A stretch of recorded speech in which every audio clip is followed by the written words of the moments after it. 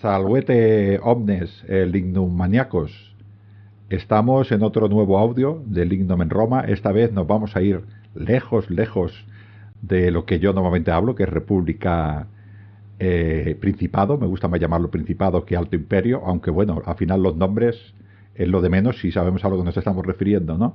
Y bueno, nos vuelve a visitar nuestro amigo Federico, que ya estuvo con nosotros hace muchísimo tiempo en el programa número 23, hablando de Ad Urbe Condita, y ha venido hace poco en el programa 118 hablando del desastre de Teutoburgo. Así que, bueno, lo presentamos. ¿Cómo estás, Federico? Pues nada, encantado de estar aquí con vosotros otra vez, todo un honor y encantado de que seas tan inconsciente como para darme tiempo para hablar de Roma a la gente. Madre mía, ¿tú sabes en lo que te estás metiendo? Yo es que soy un inconsciente. Los romanos lo llevamos en la sangre. Esto de hablar de Roma lo llevamos en la sangre. ¿Quién dijo miedo? No. Vamos a hablar de una época que es cierto que cuando yo empecé con esto de Roma, pues sencillamente porque no tenía mucho tiempo y con el prejuicio de lo que nos explican, pues yo me especialicé más en República porque mola mucho la República, sobre todo al final de la República, y luego pues el Alto Imperio, que es lo que conocemos todos más, ¿no? Pero a través de personas como Sotochica o, por ejemplo, como Carlos de Miguel de su programa de los casos de Roma, pues me he estado enamorando, ¿no? Y luego tú también, que cada vez que me hablas me dices, este periodo mola, este periodo mola. Digo, pues vamos a ir al periodo que le mola a Federico. Pues la verdad es que sí, porque mira, el siglo tercero, el cuarto y el quinto, para mí, incluyendo el sexto, son los periodos de la historia romana por los que más me sentí atraído cuando acabé la carrera, ¿no? Porque me di cuenta de que me habían engañado, me habían contado muchas cosas de la Roma clásica, pero que prácticamente no me habían contado y me lo habían contado muy por encima, ¿no? Y cuando me puse a profundizar me di cuenta también de que eso que se decía de que era la época oscura, de que no había fuentes, era mentira, simplemente es que son mucho más fragmentarias, son más difíciles, no son historias completas en muchas ocasiones que quitando a Amiano y a Zósimo que te permiten, o a Idacio, por ejemplo, que te permiten una lectura completa del periodo, sino que están muy fragmentadas. A veces tienes que tirar de crónicas, que simplemente te dan dos renglones por un año. A veces tienes que tirar de los datos que te dan en las biografías de santos. Es como componer un pequeño mosaico, pero los datos están ahí y la historia está ahí. Y hay gente tan grande como la que tú has citado, como Pepe Sotochica o como Carlos, a los que si me están viendo quiero agradecerles la ayuda que me han prestado en este libro que va a salir ahora en breve y que han ayudado mucho y han contribuido a mostrar esta época, a traducir esta época al gran público como una época interesante, una época apasionante, llena de personajazos que bien se merecerían una serie, ¿no? Entre ellos a esta persona que vamos a tratar hoy muy por encima, pero que bueno, vamos a tratarla en profundidad. No, no, yo me has pasado un guión que son trocitos de tu libro. He tenido el placer de ¿Lo has poderlo. catado? Lo he catado, estas 12 páginas. eh, no sé qué dirá la editorial, no voy a decir nada. Para mí me ha parecido espectacular, ¿no? Vamos a situarnos un poquitín. Tenemos a un desastre de emperador, que es el Valentiniano III. ¿Qué podemos decir de este hombre? Bueno, creo que nada. Y tenemos a Ezio, pues que bueno, parece que es un hombre poderoso, gana unas batallas, tiene unos generales muy potentes, el ejército romano y sus aliados bárbaros o federados, para decirlo de otra manera, parece que son fuertes, ¿no? Roma parece que ha salido de la crisis de los unos están matando entre ellos y dices tú, oye, pues todo va bien, ¿no? Valentiniano III, quédate quieto. Y va al hombre y le da por tener miedo probablemente, ¿no? De Aecio y o él o alguien amigo suyo pues lo convence de que Aecio tiene que desaparecer y a partir de ahí el desastre. La verdad es que está muy bien traído, ¿no? Esta introducción para empezar a hablar de Mayoriano, ¿no? Porque cuando hablamos de Mayoriano estamos hablando de una persona que accede al poder estoy hablando de memoria, si no me equivoco, es en el 457. Pero ¿qué ha pasado en el Imperio Romano antes para que alguien que no pertenece a la casa valentiniano-teodosiana acceda al trono? ¿Cuál ha sido la historia? Pues ha sido muy turbulenta, ¿no? Porque efectivamente en el 454 las cosas, o sea, prácticamente a 20 años, un poquito más de 20 años de la desaparición del Imperio Romano, le pintaban fenomenal al Imperio Romano. Eh, después de las grandes batallas y de la derrota de los hunos en los campos cataláunicos, después de que Atila intentara y saqueara el norte de Italia, aunque no fuera capaz de penetrar más adentro, después de la muerte de Atila y de la división de los hunos y de la batalla de Nedao, en la que sus aliados lo derrotan a los hunos, y el Imperio Huno, que era la gran amenaza que en ese momento existía no solo para Occidente, sino también para Oriente, desaparece. Cuando mejor pintan las cosas para el Imperio Romano, que además ha conseguido rehacerse con el control de la Galia y meter a los visigodos en cintura, de repente llega el desastre. ¿Qué es lo que ha pasado? Pues ha pasado que el régimen de Aecio era el generalísimo de Occidente, y bueno, el Imperio Romano está dividido en dos, en Oriente y en Occidente. En el Imperio de Occidente, la estructura militar, el esquema de poder diseñado por Teodosio era muy desequilibrado, de tal manera que el Magister Militum de Occidente, el gran generalísimo de los ejércitos de esa parte del imperio, era capaz en sus únicas manos de conseguir todo el poder, relegando al emperador a un papel secundario, casi simbólico, ¿no? Entonces, Valentiniano III, a lo largo de prácticamente todo su gobierno, se vio tapado por la sombra de este gran personaje, ¿no? De Aetius. Es un personajazo que se merece otra serie también. Aquí hay muchas series, por ver. Sí, sí. Bueno, pero no vamos a entrar en Aecio, porque fueron 30 años de régimen, por decirlo así. Haceros una idea. Entonces, Valentiniano ya era un hombre adulto, quería iniciar su propia política, pero era compatible con el predominio de Aecio. Era uno u otro. Entonces llegó un momento en el que me hago esta pregunta en el libro, ¿no? Es uno de los apéndices, uno de los capítulos, que es: ¿y si los unos? ¿Para qué queremos a Aecio?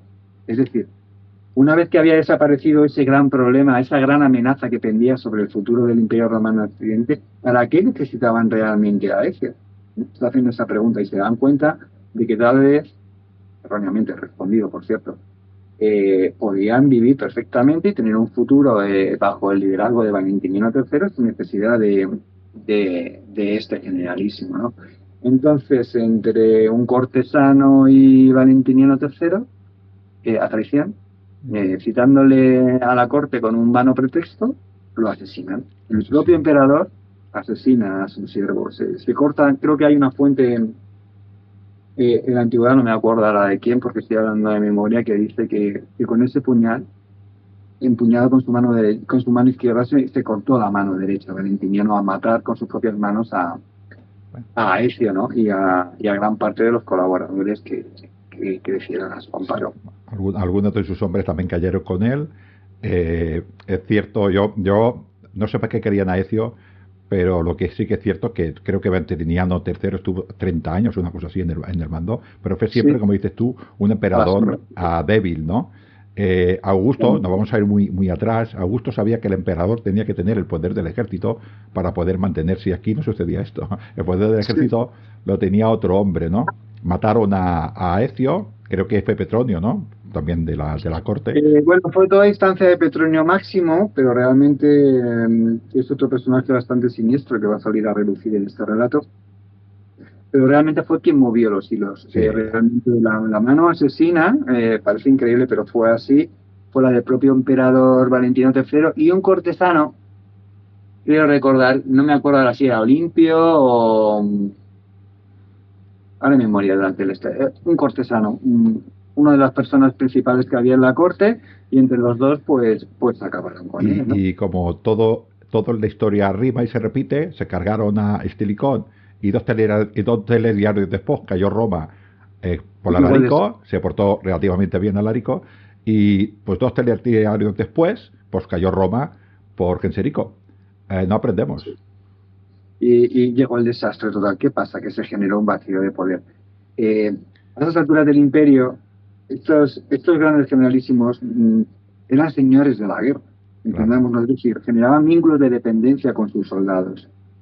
Ahí la guardia personal, los bufetari que tenía Ezio a sus órdenes, le debían a él su lealtad, no se la debían al imperio.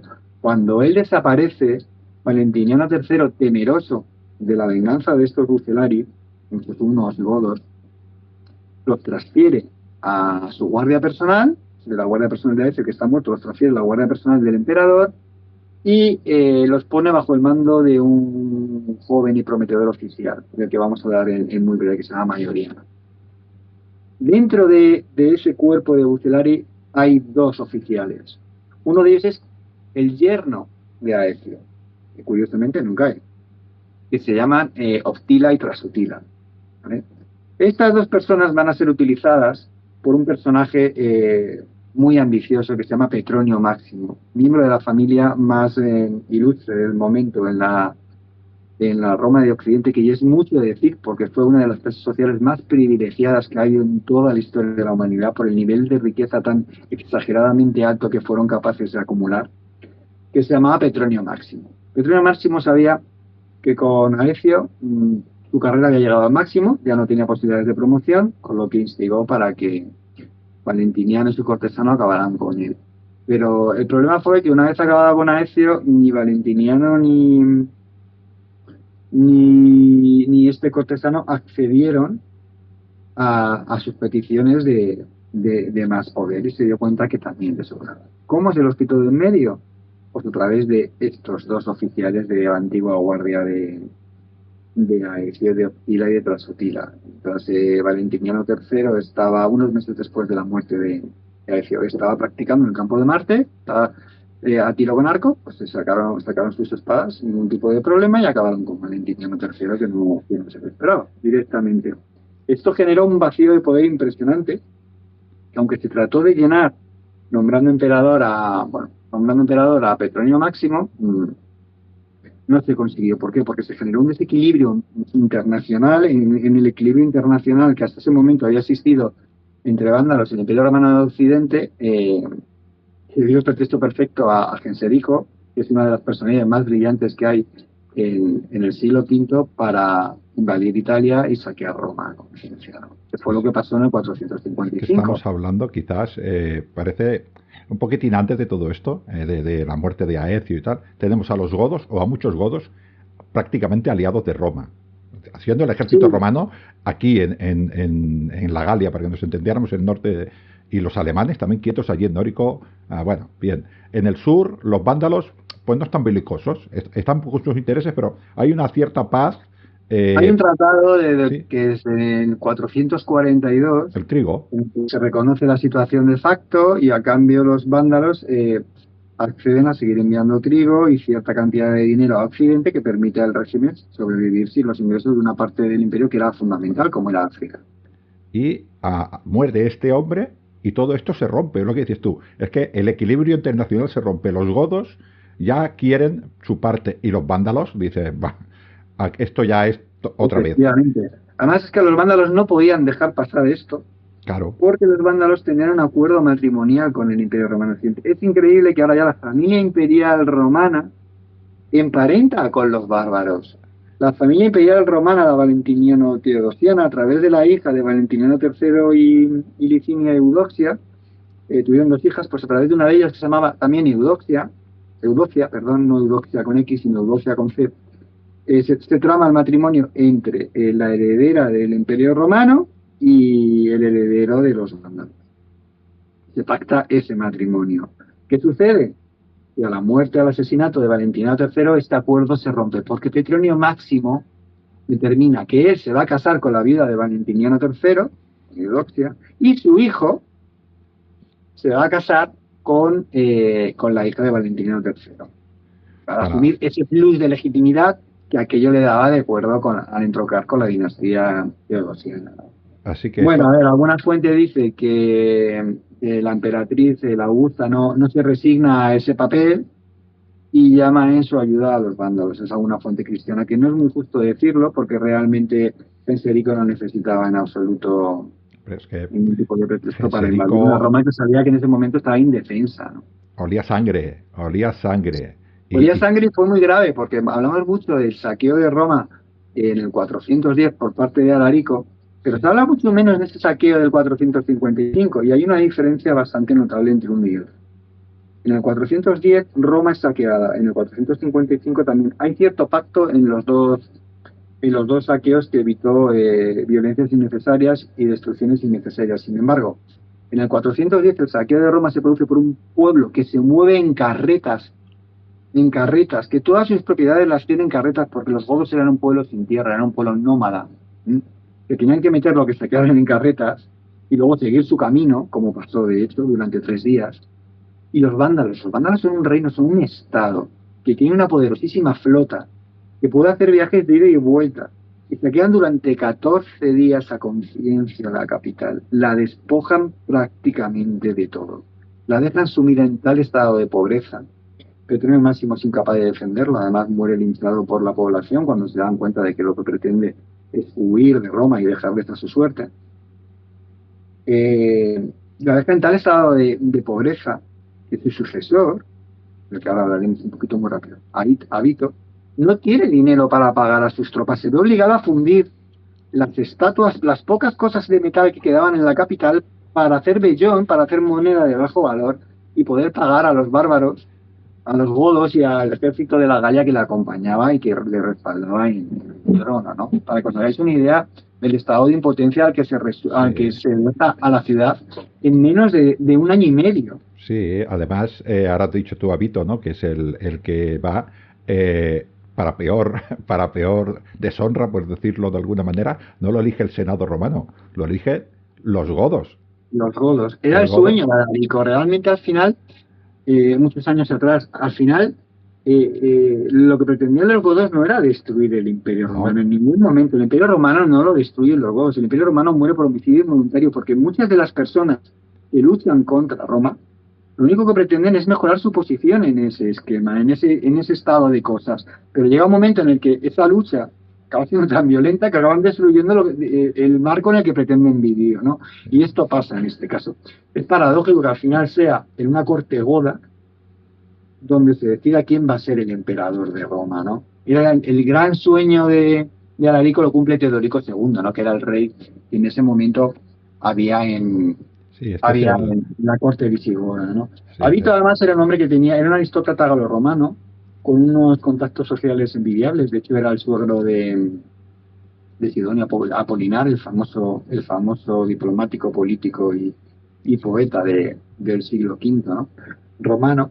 Y además de tener estos grandes contactos en la Roma galo-romana, por decirlo así, en el mundo galo-romano, en la aristocracia gala, tenía una gran ventaja, tenía unos grandes contactos con la corte goda. Había sido íntimo amigo del padre del rey, o de Teodorico I. claro. Le había convencido de aliarse con los romanos Claro. y con Aecio para luchar contra los hunos en la batalla Perdona, de los el Teodorico I este fue el Catalúnicos. que murió en la batalla de los catalúnicos, ¿no? Teodorico I fue el que murió en la O sea batalla de los que campos es cataláunicos. bastante... Y paradójicamente hablo de él mucho en el libro, ¿no? Es un libro que habla sobre bárbaros imperiales, bárbaros al servicio del Imperio Romano, ¿no? Y hablo de él porque es paradójico. Fue un visigodo muy rebelde al poder romano que siempre trató de extender su dominio a otras partes de la Galia, que estuvo siempre en lucha continua contra el Imperio Romano porque no se resignaba a vivir bajo su dominio y su autoridad, y que sin embargo al final fue convencido por Avito de acudir del lado de los romanos, no del lado de los hunos. Comprendió también el peligro que suponía Atila, ¿no? Para su propio pueblo.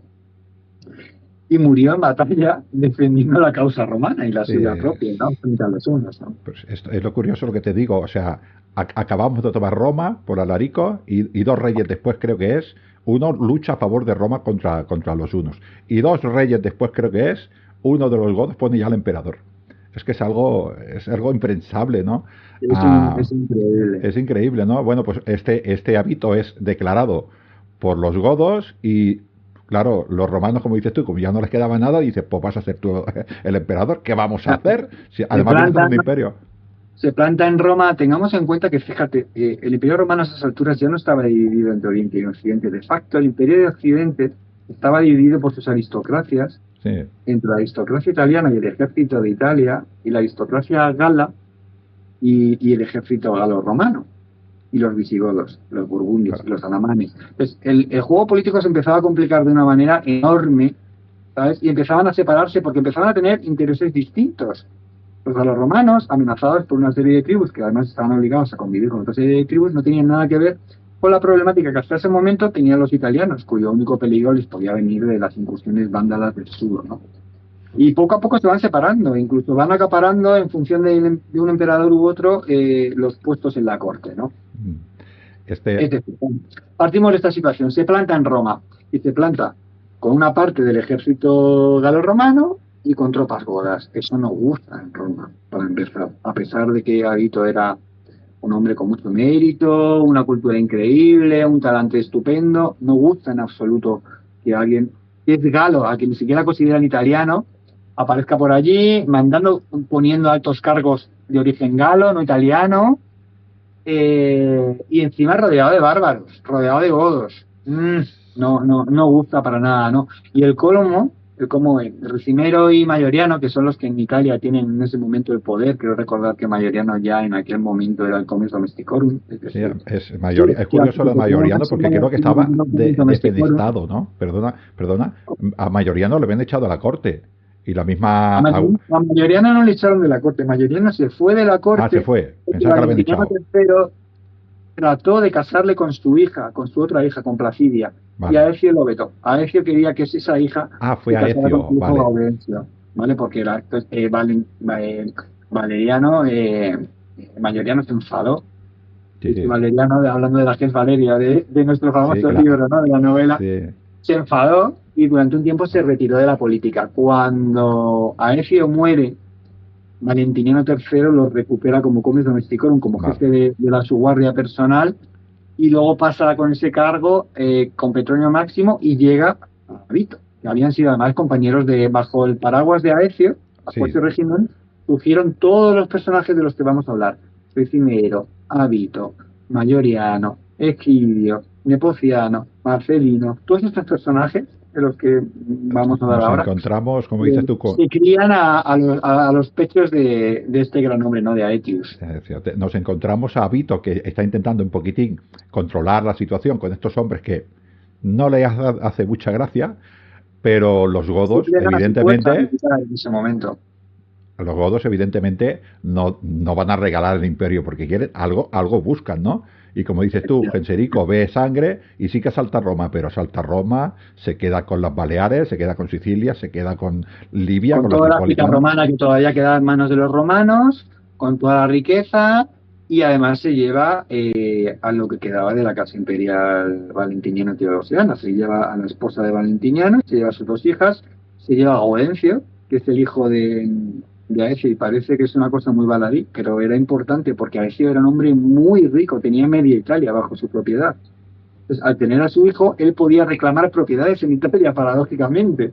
Claro. Para que veáis hasta qué punto no tenía importancia ya y era complicada la política en aquel momento, ¿no? Sí, así.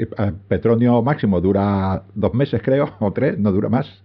Y Avito dura 1 año, ¿no? Y ahí, pues parece que Mayoriano, pues bueno, ¿cómo te diría yo? Porque Ricimero y Mayoriano yo creo que son las personas que tienen allí en ese momento el poder. Desaparece Avito, ellos están allí y parece que en un momento determinado parece, oye, nos tenemos que entender. Yo ya sé que tenemos diferentes intereses, pero hay que entenderse. Mayoriano, como hemos dicho, es el comes domesticorum, es el jefe de la Guardia Imperial, que es un contingente importante dentro de la ciudad de Roma, y Ricimero a esas alturas también es el jefe del ejército de Italia, ¿no? Avito respeta estos nombramientos y ellos respetan a Avito por la fuerza militar que lleva a Roma, ¿no? Pero es que esa fuerza militar no lo hacía gratis. La mayor parte de esa fuerza militar son godos. No son aceptados en la ciudad, generan rencor, y cuando las estatuas son fundidas en la ciudad para pagarles la soldada, se genera un motín popular instigado por la aristocracia italiana, que bajo cuerda tienen el apoyo de Mayoriano y de Ricimero, que le están haciendo la cama a su antiguo compañero. ¿Vale? No nos olvidemos que tampoco eran tan nobles y llegaron a emperador y llegaron a los puestos que llegaron, y nada porque sabían moverse en la política de aquel momento. Entonces, Avito comete un suicidio, por decirlo de alguna manera. No es la primera vez que se ve ese suicidio, lo va a cometer también Mayoriano o lo va a cometer también, por ejemplo, Antemio en su momento, ¿no? Y es renunciar a las tropas que le están no apoyando. Es que parecía que no lo entendían, le estaban salvando la vida.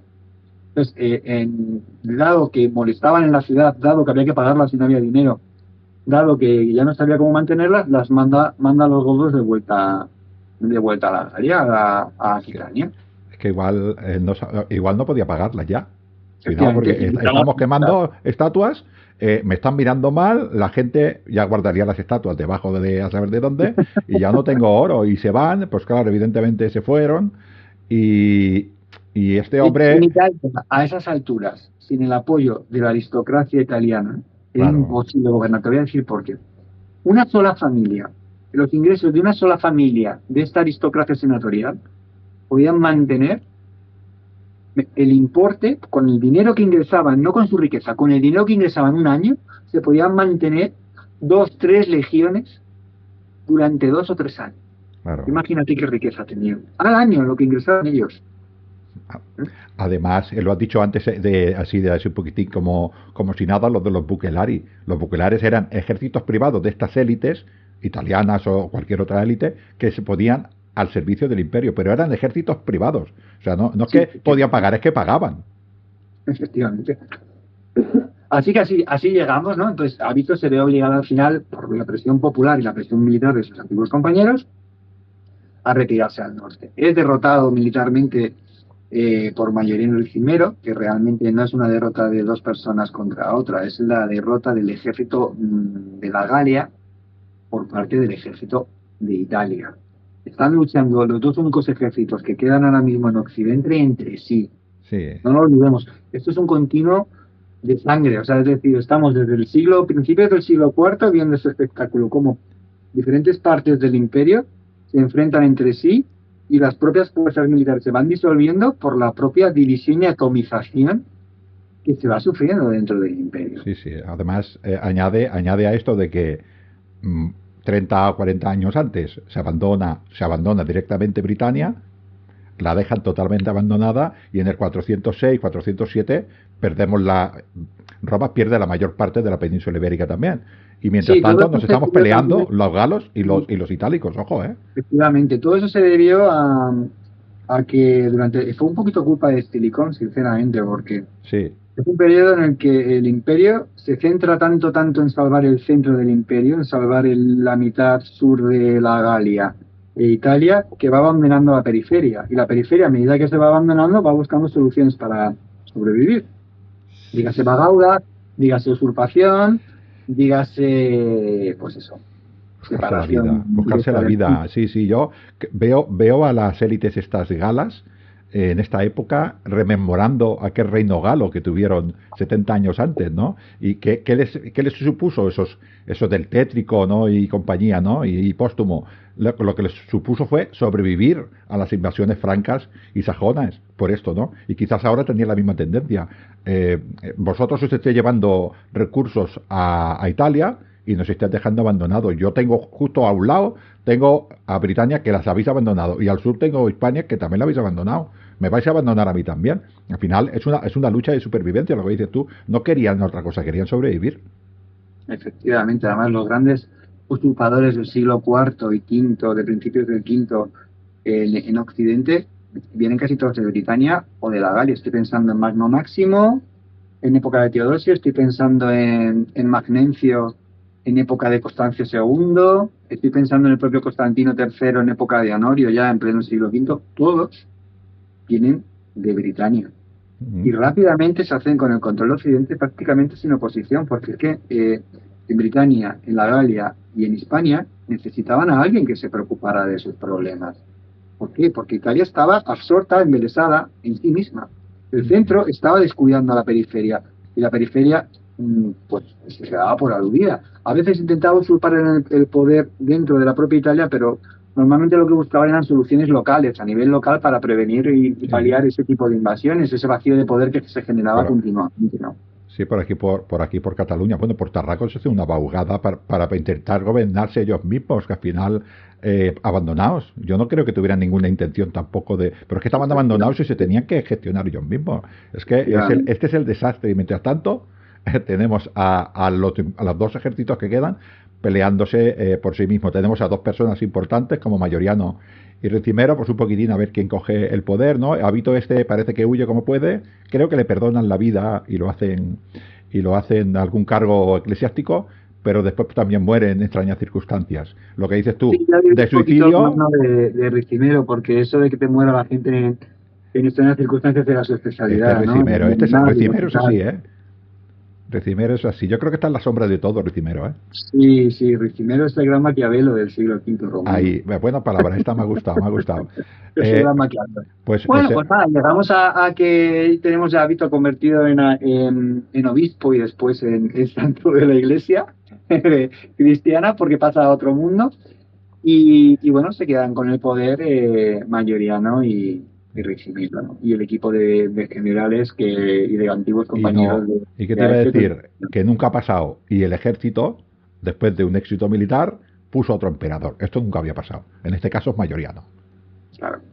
En una expedición que hacen contra los alamanes, en lo que es pasaba mucho, por ejemplo, le pasó a Constantino también, ¿no? En el fervor de la victoria le nombran imperator y él acepta de mil amores. La legitimidad, eso no se nos olvide, en aquella época para nombrar un emperador otro no estaba en el ejército. En teoría estaba en el otro emperador, en el otro Augusto, que estaba en Oriente, y era que Mm, tenía que reconocerlo. Al final lo hace. León I está muy preocupado por lo que está pasando en eh, Occidente y de que es un factor que puede ser un factor de estabilidad. No sé si era León I o Marciano ahora mismo. Y reconoce al emperador. Reconoce a Mayerino como emperador y unos meses después, ¿no? Y a Ricimero como magister militum y generalísimo de Occidente, lo que pone estos ejércitos y el poder de facto en sus manos, ¿no?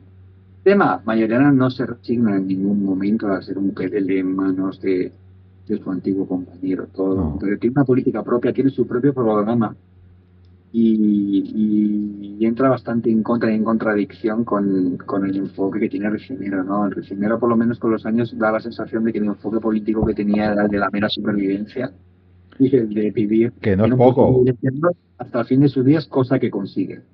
Es un generalísimo que muere en su cama, ¿no? Se cree. Mientras que Mayoriano era un aristócrata, venía de un mundo, de una familia de los famosos Valerios, ¿no? Que nos Sí. inspiraron a nosotros, ¿no? De una de las más rancias familias políticas del imperio, pero que tenía Déjame, un déjame programa recordar a la político audiencia que ambicioso. en la leyenda de Lucrecia ya sale un Valerio.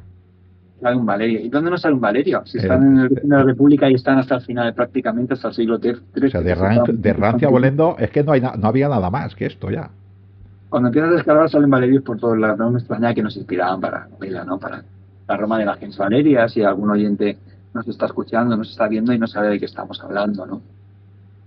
Bueno, pues a lo que íbamos, ¿no? Que nos vamos por las ramas. No, Mayoriano tenía un programa de reforma.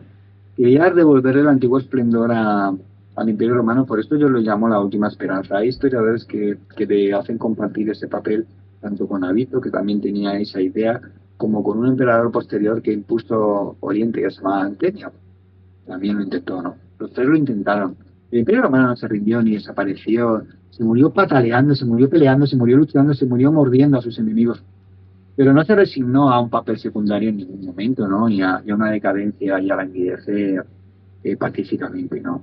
Murió de una muerte violenta, luchando por su supervivencia. Pero bueno, seguimos.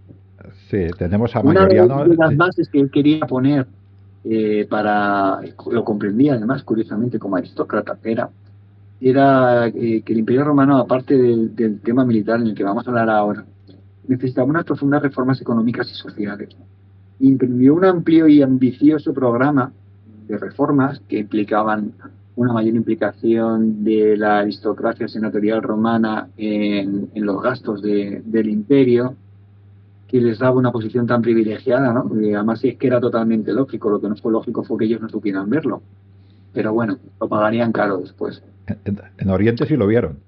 En Oriente lo vieron además, bueno, es que en Oriente y Occidente no eran exactamente iguales. Da para otro programa hablar de por qué Oriente cayó y Occidente no. Pero es que la aristocracia occidental fue especialmente rica y especialmente egoísta en relación a la oriental, ¿no?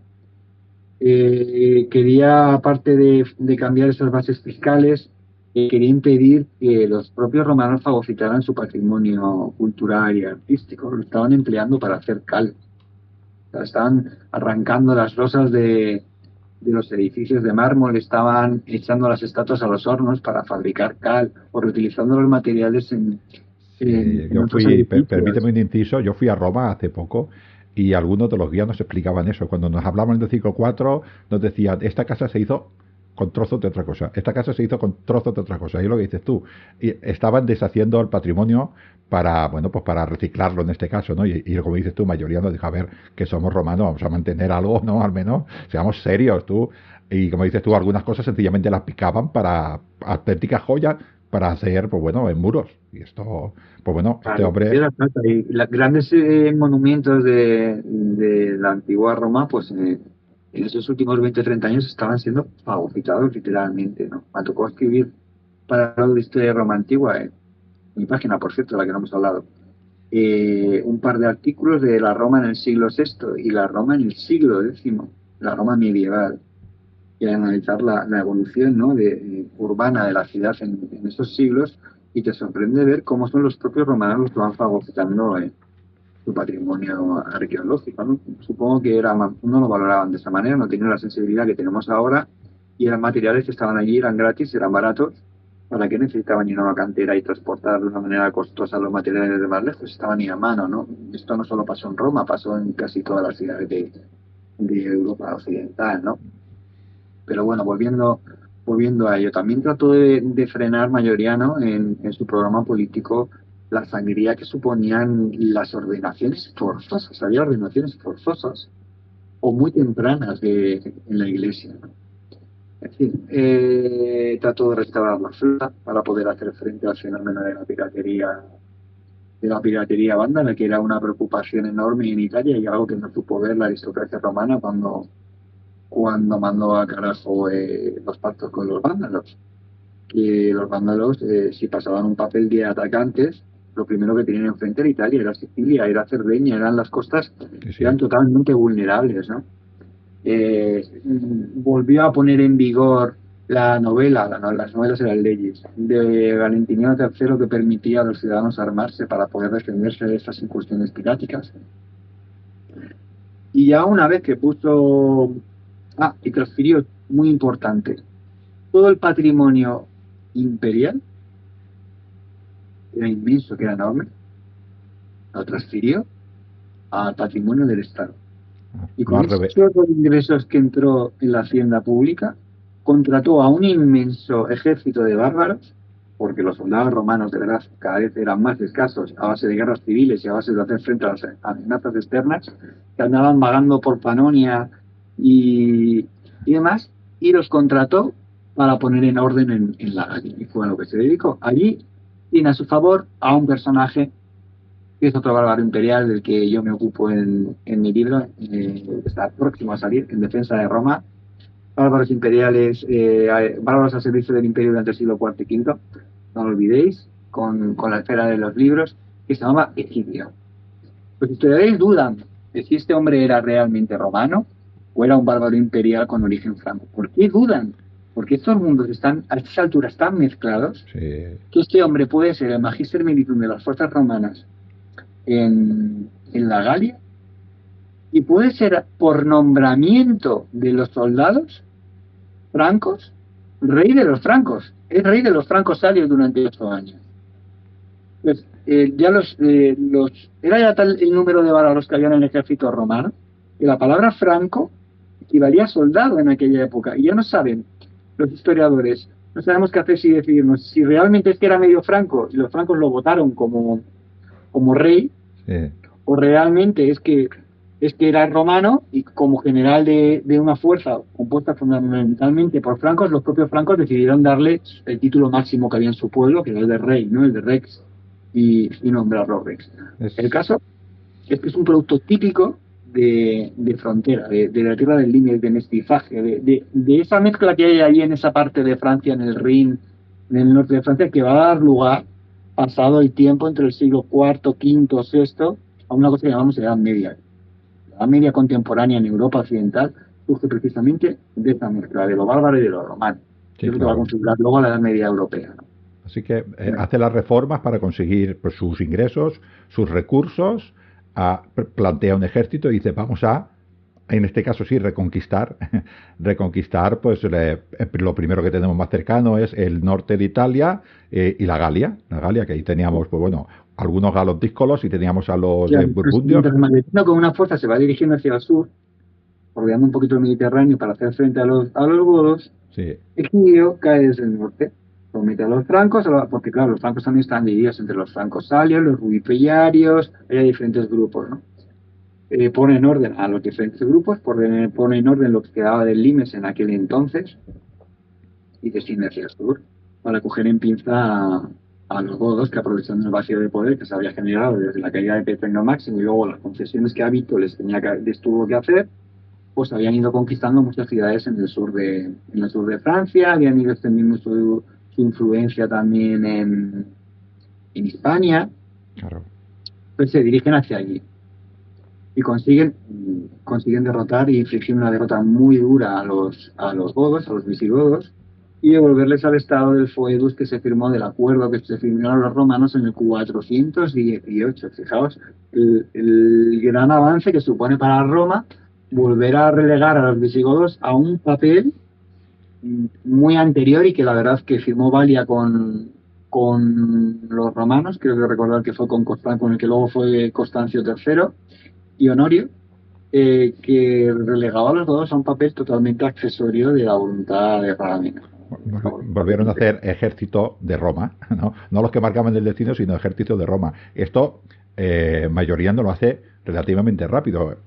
Controla Italia, controla la Galia, tiene ya planes para atacar a los vándalos, pero todavía... Los godos a aportar un contingente muy importante al nombre de un conde que se llamaba Sunerico, conde godo, que junto con las tropas romanas al mando de Nepociano, otro compañero que se formó con él con Aecio, los envía a luchar contra los suevos. Los suevos, aprovechando el vacío de poder que se había generado en España al abandonar los vándalos la península y ingresar en África, se hicieron prácticamente con el poder hegemónico si es que había alguno, en Hispania, porque aquello era un poco caótico, ¿no? Por un lado estaban las fuerzas imperiales, por otro lado estaban las ciudades semiautónomas romanas, por otro lado estaba la Bagauda, por otro lado estaban los suevos. Pero en ese puzzle, en ese mosaico, quitando el trocito que controlaba el imperio, lo que era la Tarraconense, del Ebro hacia el norte, casi todo lo demás estaba bajo el control de los suevos, y si no estaba controlado por ellos, sí que estaba sometido a sus razas, ¿no? Mayoriano tenía un plan muy ambicioso, que era bajar por toda la costa del Mediterráneo y cruzar el estrecho. Sí, para eso había creado una flota inmensa, había apostado todo a una carta, y necesitaba la rapidez. Entonces, mientras él va bajando con su gran ejército de bárbaros por la costa del Mediterráneo y en paralelo va bajando la inmensa flota que ha creado, este destacamento de godos y de romanos al mando de Nepociano arrinconan de nuevo a los suevos en su antiguo solar, en el rincón noroeste de Hispania, la Galaecia. Ojo, Entonces ya con sus espaldas libres afronta el proyecto de asaltar África. Sí, además tiene el plan, creo que se llamaba Marcelo, el otro general, que va a ir, dijéramos, por el otro lado, para hacerle la pinza a los vándalos, que era el enemigo fuerte que le quedaba en aquella época. O sea, Marcelino, ¿te refieres? Sí, Marcelino, perdón. Marcelino de la Dalmacia. Sí, Marcelino de la Dalmacia también. Los querían coger en una pinza. Genserico, para mí, fue uno de los hombres del rey vándalo más inteligentes que hubo en el siglo. No solo un militar, fue un político, un hombre que es que si le dabas la más mínima oportunidad la aprovechaba. ¿Vale? Ve venir las cartas en contra, no es la primera vez que le va a pasar, ni la última, y empieza a jugar sus cartas. Se da cuenta de que lo tiene todo bastante en contra. Intenta pactar con Mayoriano, pero Mayoriano tiene muy claro lo que quiere y no accede. ¿Qué juega a su favor? Pues hay dos cosas que juegan a su favor. Primero, a cada éxito de Mayoriano ve su propia posición amenazada. Porque además Mayoriano ya se ha creado su propio entorno. Si os habéis dado cuenta, hemos empezado a hablar y a meter nombres de gente que de su propio, igual que Aecio, se va creando un gobierno, una camarilla de colaboradores en el que él no encaja ya. Él está fuera. Él no gobierna a sus hombres, son los hombres de Mayoriano. ¿Vale? Por un lado, cada victoria, cada avance, cada paso que da hacia el sur Mayoriano, afianza más su autoridad y pone más en entredicho su propio papel, ¿no? Y por otro lado, y es muy importante que lo he leído en algún historiador especializado en el tema, los vándalos a esas alturas, tengamos en cuenta que los vándalos habían pasado a África en el 429. Estamos ahora en el 460, sí, 460. Han pasado ya 31 años, Mm. 30 y 31 años de presencia vándala en África. Los vándalos tienen un contacto habitual y comercial con Hispania. Las flotas vándalas y los barcos vándalos y los barcos hispanos pasan de un lado a otro sin ningún tipo de problemas. Y hay algunos historiadores que dicen que los navegantes hispanos, aquellos que estaban tripulando los barcos que acompañaban en paralelo el avance del ejército de Mayoriano por la costa, esta flota que iba a servir para pasar ese ejército a África a través de Tingis, a través de la ciudad, pues estaban más cómodos ya con los vándalos que con el poder de la distante y ausente Rávena, ¿no? El caso es que Genserico supo mover los hilos para que no sabemos si los propios navegantes o algunos de los oficiales de Mayoriano lo traicionaran.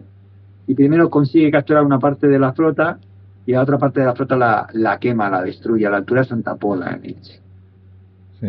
Se viene todo el proyecto Mayoriano, se viene abajo. Este sí que es el principio del fin para Roma.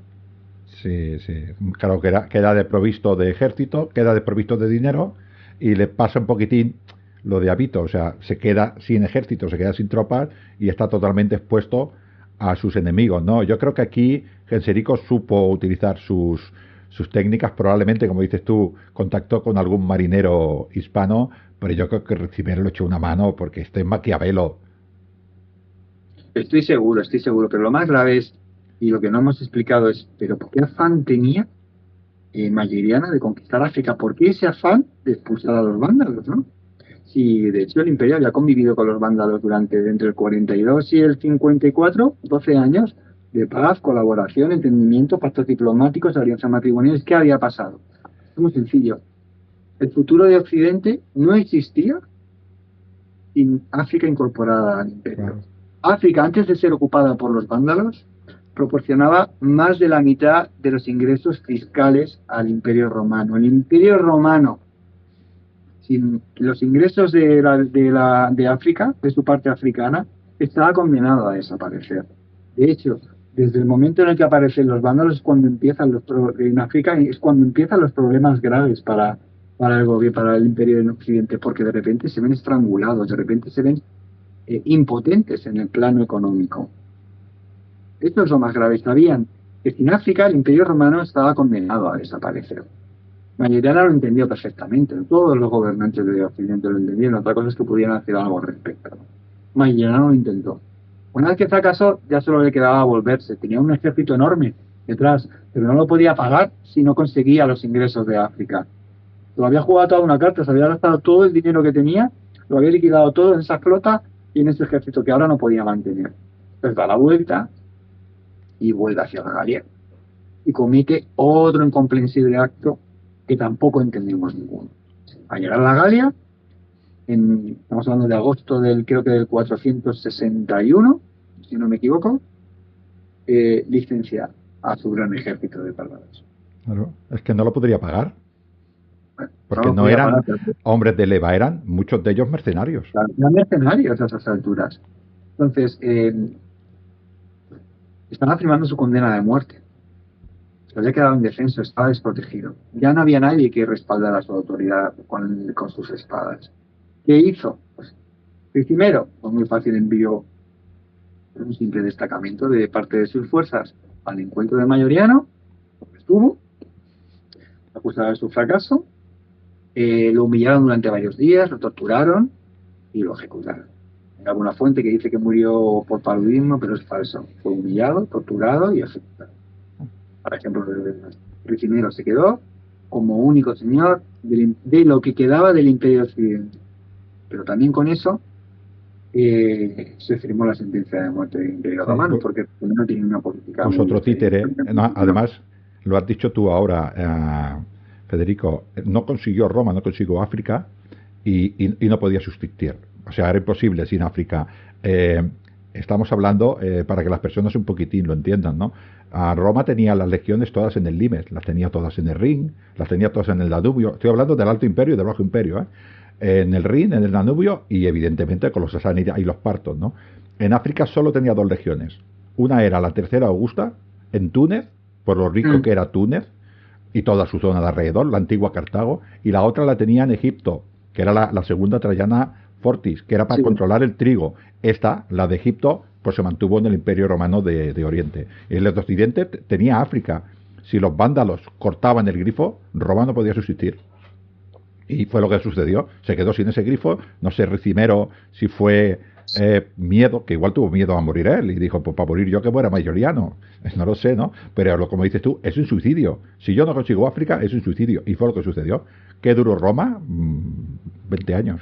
En el 476 se convierte en un reino bajo el gobierno de Odoacro. O sea, que duró después de aquello, del 461, cada 16 años de agonía y de ir cambiando de un emperador a otro que iba poniendo y quitando Ricimero, que fue realmente el que sobrevivió y instaló un régimen, pero vamos, Ricimero se puso de acuerdo con la aristocracia italiana, sí, acabó con Mayoriano, acabó con toda la reforma política, fiscal y legal que Mayoriano había implementado, de acuerdo con la aristocracia italiana, que no quería saber nada de ello, y puso en el poder a un señor que se llamaba Livio Severo. Livio Severo era un representante de esa aristocracia y siempre se mostró muy, muy dócil a la autoridad de Ricimero, ¿no?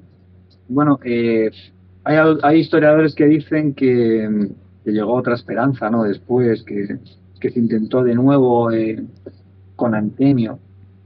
Antemio realmente era un hombre muy sobresaliente que mandaron desde Oriente porque el propio emperador de Oriente se lo quería quitar de encima, porque era un serio competidor, ¿no? Para su propio trono, ¿no? De hecho estaba muy lejanamente emparentado con un usurpador que creo que se llamaba Procopio, que a su vez argumentaba su legitimidad en que estaba también lejanamente entroncado con la familia de Constantino. Fíjate lo que estoy diciendo, ¿no? Sí. Se llamaba Procopio Antemio.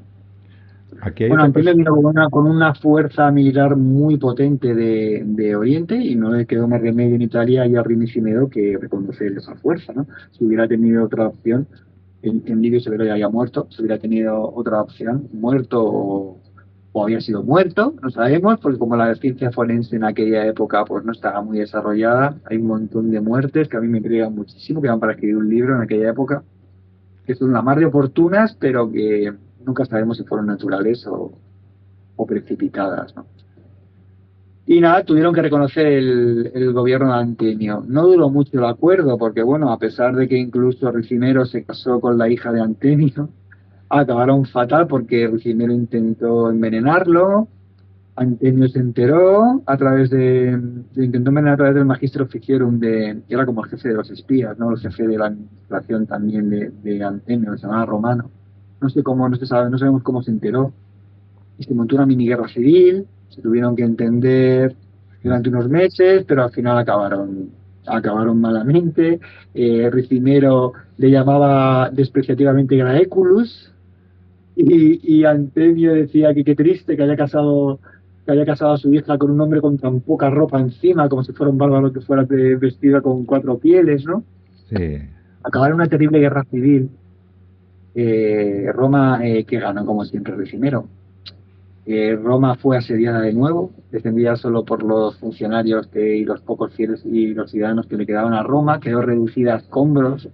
Fue incluso todavía peor que en el 455, de eso se habla muy poco, ¿no? De lo que sufrió la ciudad en el 471, fue otro gran saqueo por las fuerzas bárbaras que servían a Ricimero, ¿no? Y ya el resto de la historia, pues es una agonía, ¿no? Es una agonía, una lucha agónica y sangrienta de una y otra vez por la supervivencia. Fíjate, al poco de morir Antemio, muere Ricimero. Por lo visto murió echando sangre por la boca. Todo el mundo dice que eso es una muerte natural.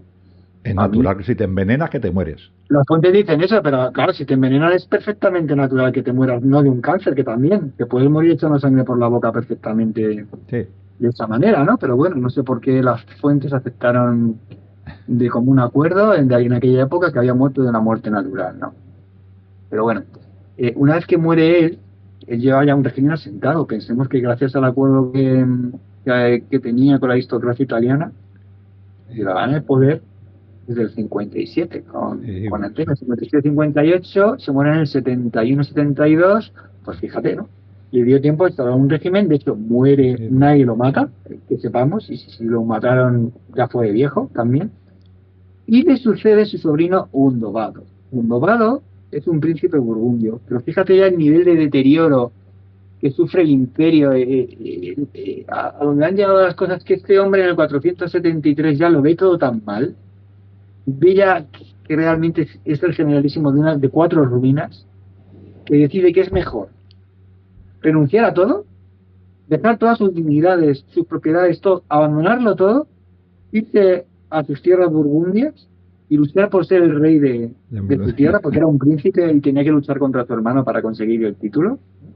Tratar de ser el rey de los burgundios mejor que ser el generalísimo de los romanos en aquella época. es Por que cierto, además, lo consigue y está hasta el 526 como rey de Burgundia. Al final la jugada le salió bien, porque como luego podemos apreciar, el Imperio Romano aguantó 3 años más. sí, hombre, yo creo que el momento era mayoriano.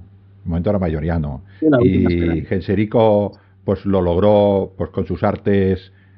Bueno, pues porque como dices tú, yo creo que era muy inteligente Genserico, tiene pinta de ser muy inteligente, además lo vio todo. Yo creo que Genserico fue rey vándalo que duró no sé cuánto, lo vio todo, este lo vio todo. Sí, sí, Silicón, sí. Aecio, este lo vio todo.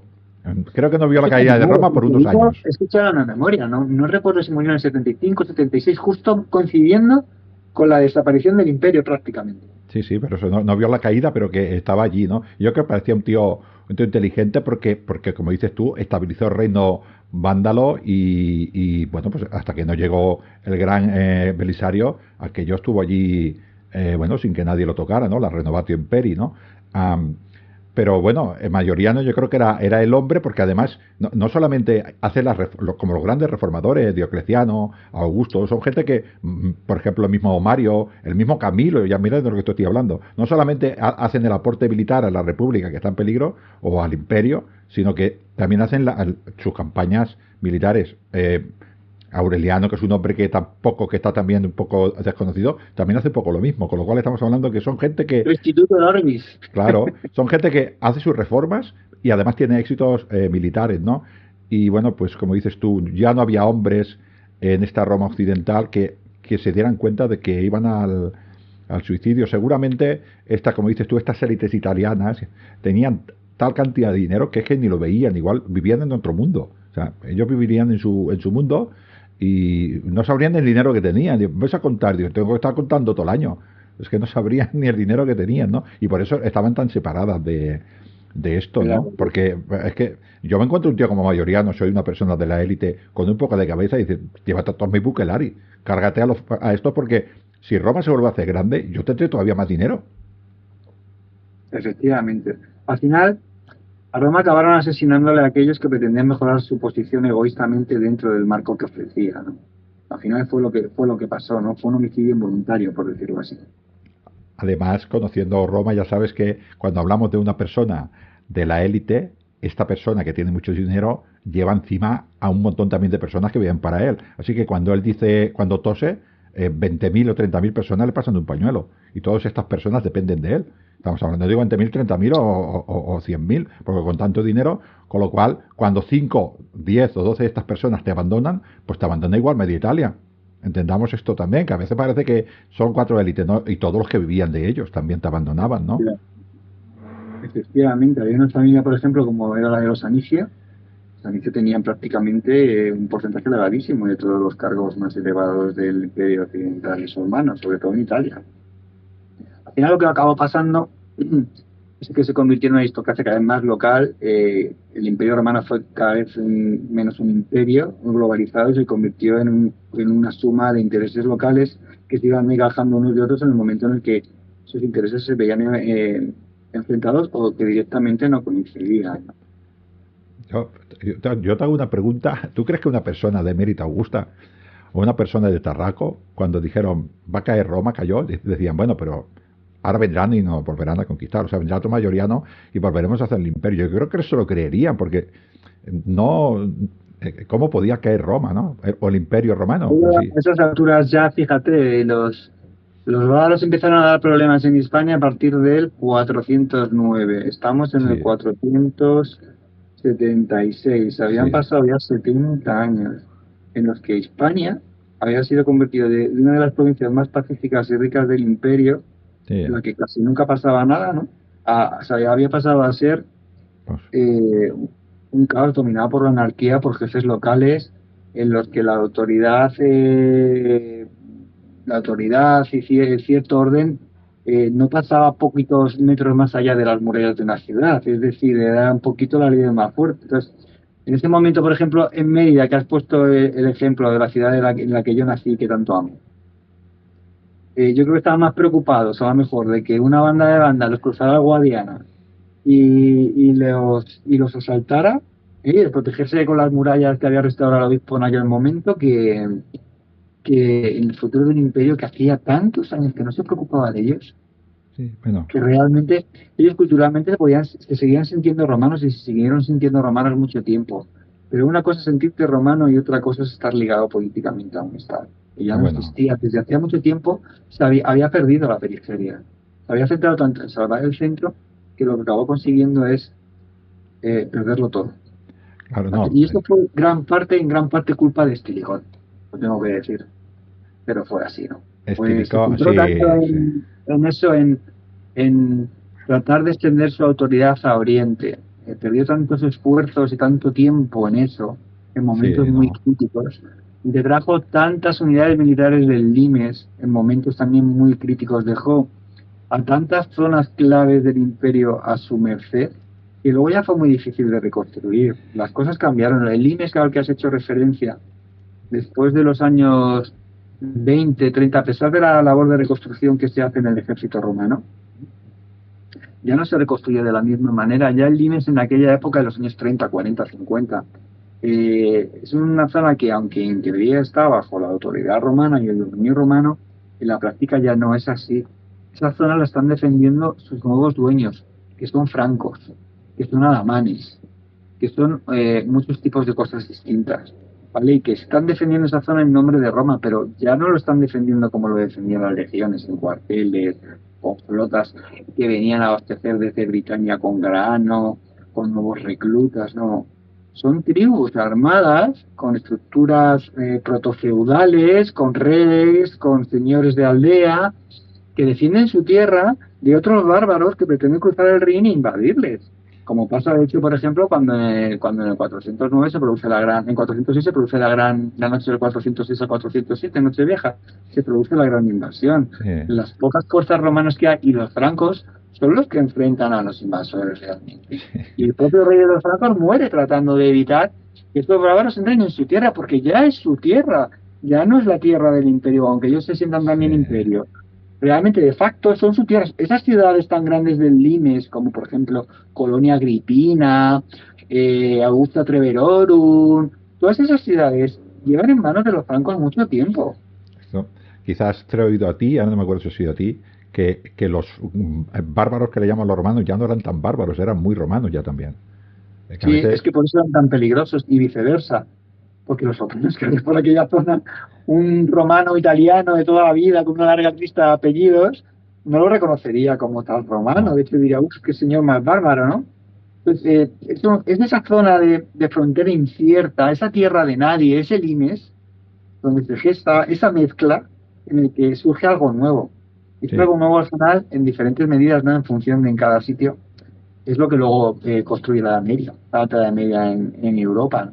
Son esos estados germánicos que van surgiendo, los francos por un sitio, el estado visigodo por otro, los ostrogodos por otro, que luego son los lombardos. Todo eso surge ahí, surge de esa mezcla entre las romanitas y el barbaricum. sí.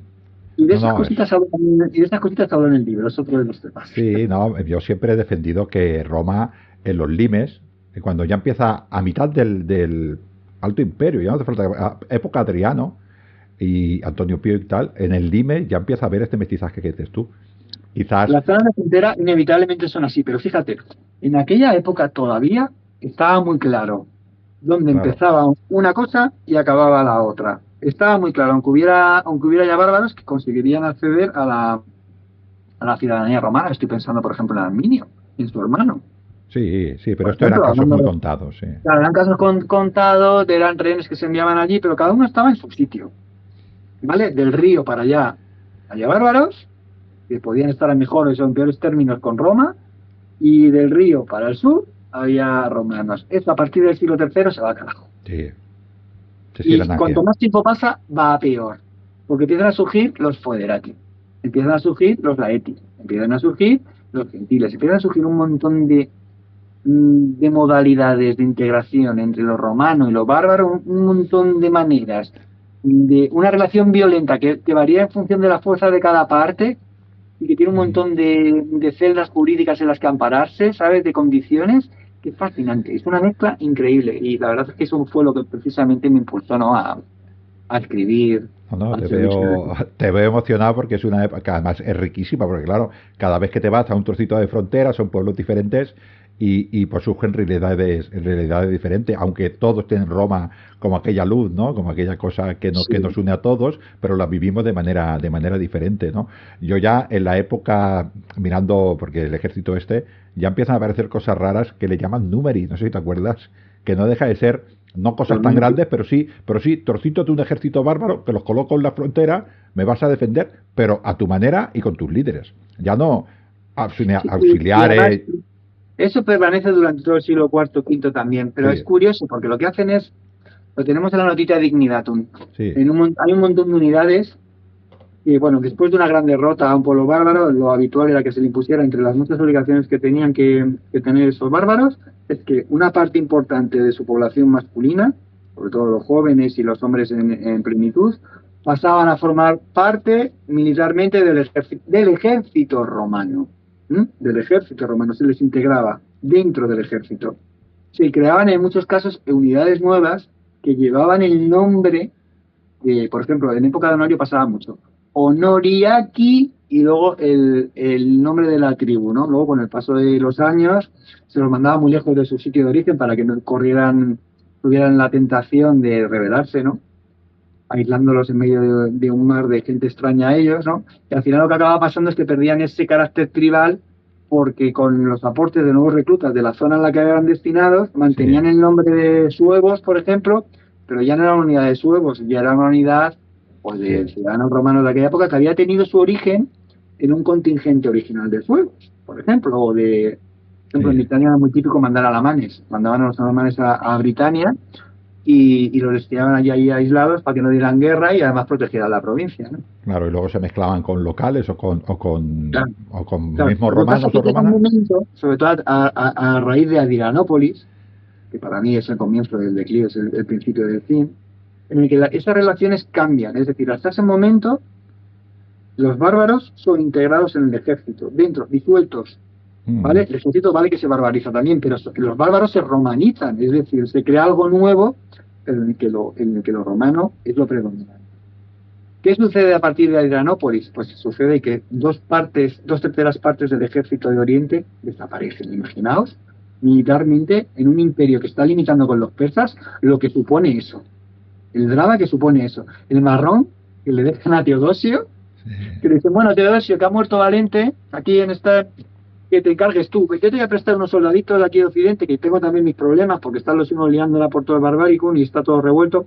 Pero mira, que te vas apañando.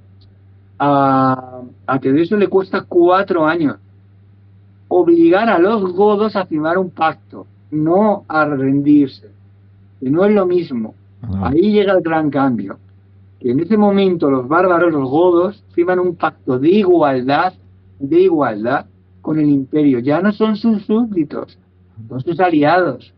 Y esto cambia, ¿por qué? Porque les permite asentarse dentro del imperio manteniendo su entidad cultural, manteniéndose independientes y obedeciendo a sus propios oficiales, no a los oficiales romanos, no integrándose en el ejército romano.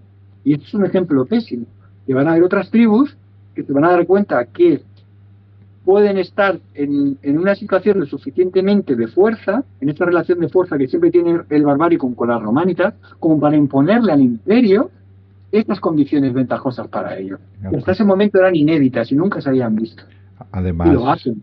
Además, Federico, quizás a la audiencia habría que decirle que cuando decimos godos, decimos francos, decimos burundos, decimos, pero existen 27.000 tipos de francos, 27.000 tipos de godos. Y cuando partas con una facción goda, la otra no está de acuerdo. Con lo cual, tienes parte del ejército godo a favor y parte en contra. Y lo mismo pasa con los demás pueblos. Con lo cual, cada vez que formas un ejército, la tarea diplomática para formar un ejército, para tener un ejército, tendría que ser enorme. O sea, lo que hizo Aecio, con todas esas, bueno, con 5, creo que fueron 5 romanos de las tropas palatinas y todos los demás eran bárbaros, es enorme, pero ya no la batalla que es enorme, sino todo lo que tuvo que negociar para conseguir que los enemigos fueran con él. Es verdad que teniendo un enemigo en contra, que eran los unos, que eran muy poderosos, ¿no? Pero aún así, o sea, ¿cuántas reuniones tuvo que hacer con todos estos pueblos? Efectivamente, de hecho, el famoso foedus que firma Teodosio con los godos, no son foedus, fueron muchos foedus, porque en 382 realmente tuvo que firmar ese acuerdo, que además varió en función de la fuerza que tenía cada uno de los líderes de esos godos, con un grupo muy amplio de jefes godos, que luego se discute ahora y que nadie sabemos exactamente qué términos fueron, sabemos las consecuencias y cómo se asentaron, pero no sabemos exactamente qué se firmó, no tenemos el documento, por decirlo así, ¿no? Así que bueno, ese es el estado de cosas y por eso Mayoriano fue la última esperanza de Roma, ¿no? Me ha gustado. Antes de lo consiguió, tuvo el apoyo también de Oriente, que siempre se portó en contra de lo que se dice muy bien con Occidente. Sí. Lo dio todo y trató de ayudar al imperio en varias ocasiones, sobre todo con respecto a los vándalos. Y se fracasó, ¿no? Estrepitosa. Hubo también creo que es con el mismo Aecio, ¿no? Que hubo también una expedición importante que se fue al traste por los hunos, porque los hunos estaban prácticamente en Constantinopla, ¿no? Pero si hubo tres grandes expediciones contra el reino vándalo de África, porque efectivamente todos comprendían que sin África, Occidente estaba condenado a morir. Era cuestión de tiempo que muriera asfixiada. Claro, todos lo entendían. Lo trataron una y otra vez con sus últimas fuerzas, por eso digo que Occidente murió luchando y murió pataleando y murió mordiendo, pero murió. Sí. Bueno, ¿no? Gracias. Dime, Ángel. Que muchas gracias por el dolor que me has hecho sentir hoy también, ¿eh? Pero no, es cierto que es una época fascinante, ¿no? Y además está bien que personas como tú y los que hemos nombrado antes no la traigan, ¿no? Porque Roma no es solo la tardorrepública ni el Alto Imperio, no es todo. Es desde su fundación mítica en el siglo VIII a.C. hasta que no se nos olviden los oyentes, hasta que cayó en el siglo XV con los otomanos. Todo es Roma, aunque dividamos el imperio en Oriente, es Roma igual. Así es. Roma tiene una existencia larguísima y a lo largo de ese tiempo su significado va cambiando. Roma va cambiando y va evolucionando, y aunque en Occidente Roma desapareciera como Estado, eso es otra idea muy importante que tiene que quedar clara. Roma no desaparece culturalmente. Roma sigue ahí. Y de la mezcla entre este sustrato romano y lo que aportan los bárbaros, surge un asombroso fruto, que somos nosotros.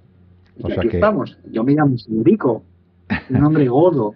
Es verdad. Y soy de Mérida, nací en Mérida, una ciudad romana. En Emérita. Quizás no nos damos cuenta, porque es a un nivel inconsciente, pero no nos damos cuenta de la herencia que llevamos detrás. No.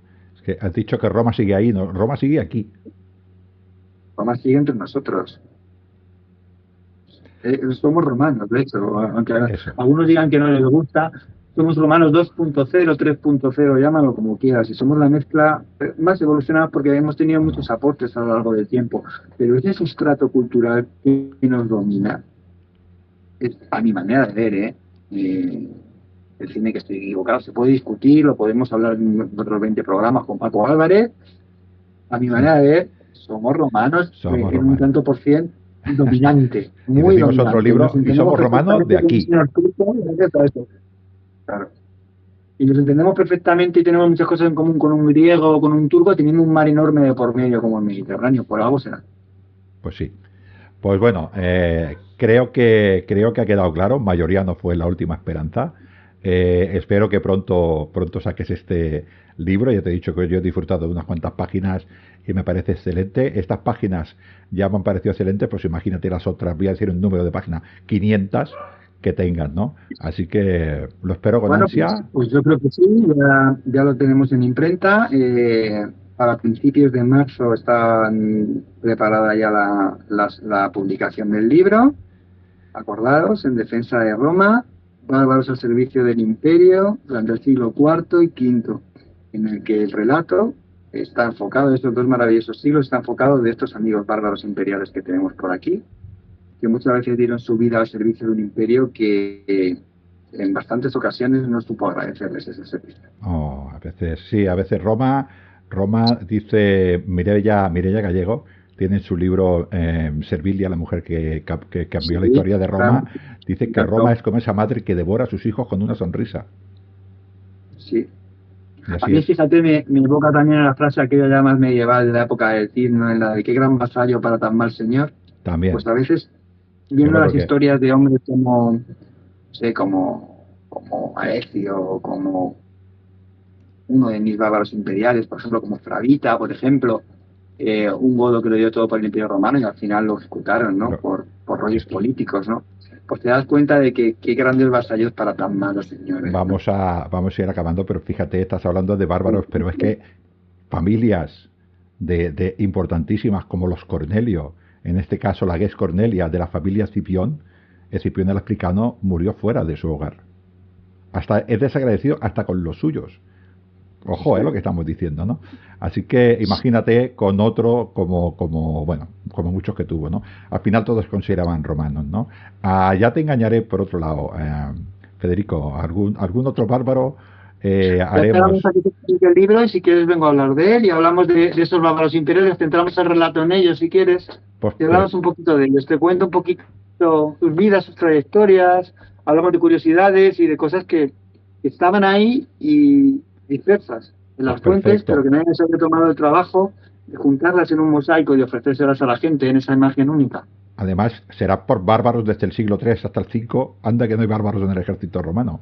Eh, Bueno, pues a ver, hubo centenares de miles, pero luego no te creas qué testimonios tenemos tantos. Por ah, ejemplo, para el siglo IV, casi todos los nombres que conservamos son de altos oficiales y de gente que tuvo éxito, ¿no? En ese bueno, servicio, ¿no?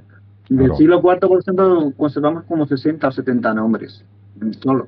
parece Y poco. del siglo V, pues es que la relación cambia. Hay muchos más porque ya, lo que pasa es que ya no está tan claro si sirven al imperio o si sirven a sí mismos. Ya la relación cambia, ya no está tan clara. A ver si los alemanes que estaban defendiendo Retia, por ejemplo, los alemanes, Sí, se consideran romanos, pues sirven a Roma y a los alemanes. Una cosa no es incompatible con la otra. efectivamente. Por esas cositas hablamos, con nombre y apellidos de cada uno, con sus Pues, vidas y sus aventuras. pues perfecto, te volveremos a llamar a filas, en este caso con estas legiones tan diferentes y con estos pueblos federados, ¿no? Siempre un placer hablar contigo y de esta época tan importante también para Roma, ¿no? Que estamos hablando de la misma Roma, de la evolución de Roma, porque Roma es siempre movimiento constante. Hasta otro audio, amigos del Mediterráneo.